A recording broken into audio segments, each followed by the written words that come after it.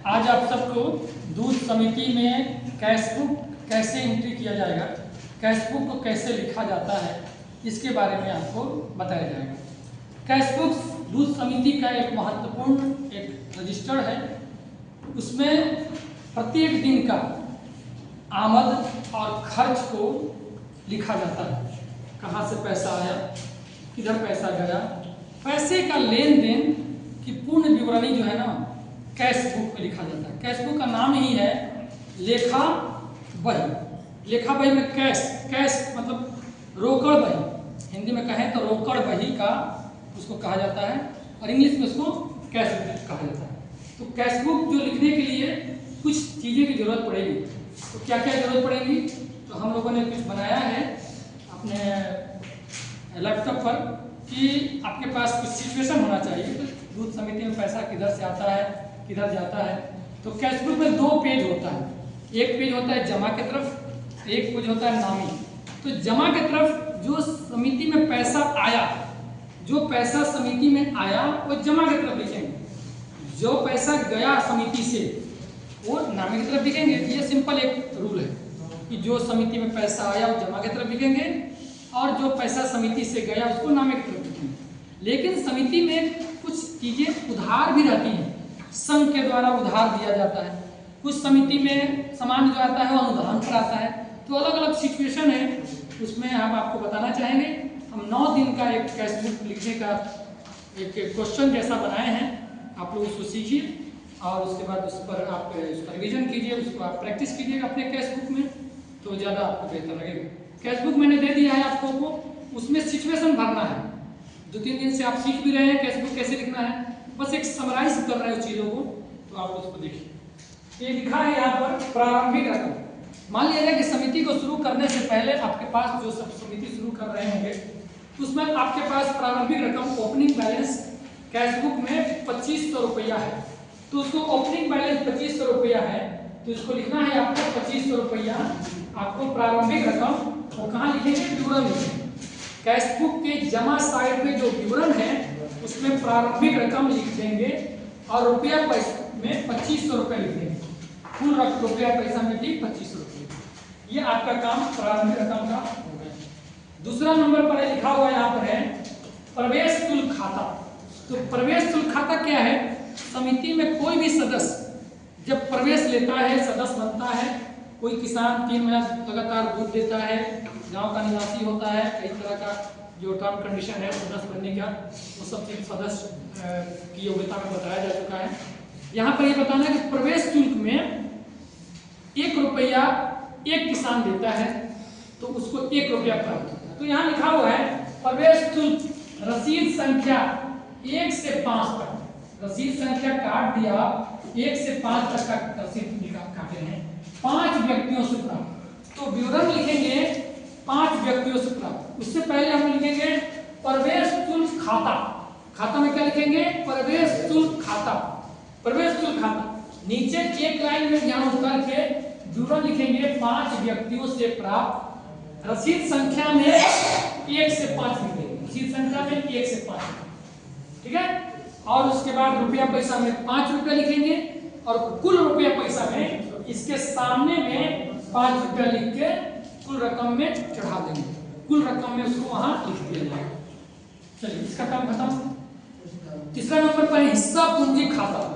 तो हिस्सा पूंजी जो है आपका 5 व्यक्ति से ये भी प्राप्त हुआ है, तो विवरण लिखेंगे 5 व्यक्ति से प्राप्त हिस्सा पूंजी खाता।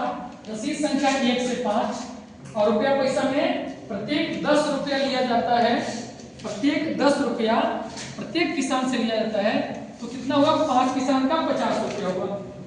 रुपया पैसा में 50 रुपया लिख दिया जाएगा और कुल रुपया पैसा में भी 50 रुपया लिख दिया जाएगा। तो हिस्सा पूंजी खाता का भी काम खत्म हो गया, ये लिखा गया।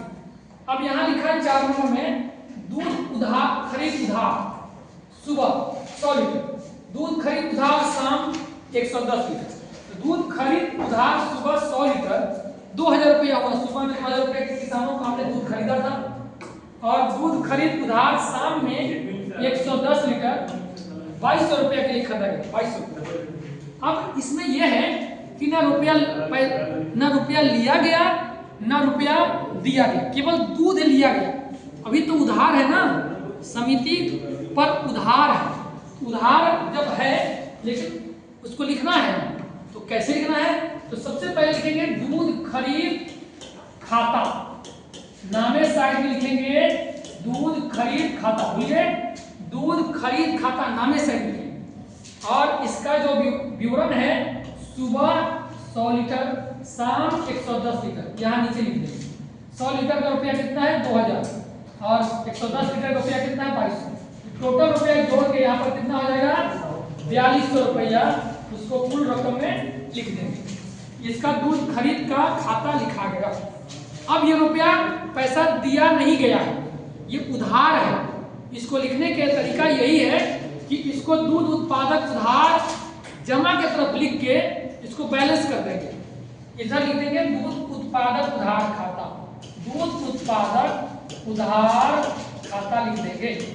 और पार्टिकुलर जो है जिसको कहते हैं विवरण, उसमें लिखेंगे 1/5/2024 का उधार, 1/5/2024 का बकाया, कुछ भी लिख देंगे इस तरह। 1/5 उधार भी लिख सकते हैं, बकाया भी लिख सकते हैं, मेन मीनिंग एक ही। 1/5/2024 का यहाँ बकाया लिख देंगे, इसके पार्टिकुलर्स में, इसके विवरण, और इसका काम हो गया दूध खरीद का। 5वां नंबर में है स्थानीय दूध बिक्री। तो स्थानीय दूध बिक्री जो हुआ है, इसका खाता का नाम ही स्थानीय दूध बिक्री खाता। विवरण में लिखेंगे सुबह 5 लीटर 24 रुपया प्रति लीटर की दर से, इसको विवरण में चढ़ा देंगे। और बगल में लिखेंगे 120 रुपया पैसा में, और कुल रुपया पैसा में भी 120 रुपया लिख देंगे। इसका काम हो गया। अब 6 नंबर पर रजिस्टर क्रय किया गया 2, 20 रुपया प्रति रुपया रजिस्टर, प्रति रुपया रजिस्टर जो है 20 रुपया प्रति रजिस्टर है। 2 रजिस्टर खरीदाया। तो रजिस्टर हो या पेन हो या पेंसिल हो या फिर आपका कार्बन हो, ये सब चीज रजिस्टर, ये सब चीज कहाँ आता है? स्टेशनरी की दुकान से खरीदते हैं। तो यहाँ स्टेशनरी लिख देंगे, स्टेशनरी, स्टेशनरी खरीद खाता, स्टेशनरी खरीद खाता लिख देंगे, स्टेशनरी खरीद खाता। विवरण में क्या चढ़ा देंगे? 2 रजिस्टर प्रति 20 रुपया के दर से, यहाँ लिख देंगे 2 रजिस्टर प्रति 20 रुपया के दर से। रुपया पैसा में 40 रुपया, और कुल रुपया पैसा में भी 40 रुपया चढ़ा देंगे। इसका भी काम खत्म हो गया। बैंक में खाता खोलने हेतु जमा किया गया, बैंक में खाता खोलने हेतु जमा किया गया। तो बैंक में जब खाता खोलने हेतु पैसा जमा किया गया, तो समिति से तो कैश घट गया ना उस वक्त, तो समिति से पैसा कहाँ चला गया? बैंक खाता में। तो इधर हम लोग नामे साइड लिख देंगे बैंक खाता, बैंक खाता लिख देंगे। और यहाँ विवरण लिखेंगे समिति का खाता खोलने हेतु, समिति का खाता खोलने हेतु विवरण लिख देंगे। 500 रुपया पैसा में लिख देंगे, और कुल रुपया पैसा में भी 500 रुपया चढ़ा देंगे। इसका भी काम हो गया। अब आइए बैंक जाने में खर्च। तो बैंक जाने में खर्च, समिति का जो सचिव है या समिति के कोई भी अध्यक्ष हो, सदस्य हो, अगर कोई बैंक जा रहा है तो समिति से यात्रा खर्च लेगा। तो समिति में से यात्रा खर्च लेने के लिए तो सचिव गया है खाता खुलाने के लिए ना भाई, तो बैंक जाने हैं तो खर्चा हो गया यात्रा में, तो 30 रुपया यात्रा खर्च लिख देंगे नामे साइड में। तो आपने ये देखा है कि वो जो खर्च हो रहा है, जो खरीद हो रहा है, वो नामे साइड में लिख रहे हैं, और जो प्राप्ति हो रहा है, जो आमदनी हो रहा है, जो बिक्री हो रहा है, वो किधर लिख रहे हैं? जमा साइड लिख रहे हैं। तो खरीद खर्चा नामे साइड में, बिक्री आमदनी जमा साइड में। अब रही बात, इसमें एक चीज था उधार खरीदाया है, तो जो उधार खरीदाया है उसमें तो रुपया पैसा दिया नहीं है, अभी दिया नहीं गया है, दिया जाएगा, वो बाद में दिया जाएगा। लेकिन आज इनको तो कैशबुक को हमको कंप्लीट लिखना है, तो कंप्लीट लिखने के लिए हमको दोनों तरफ बैलेंस कर देंगे, तो वो रुपया पैसा जो है हमारा क्या हो जाएगा? गौण हो जाएगा।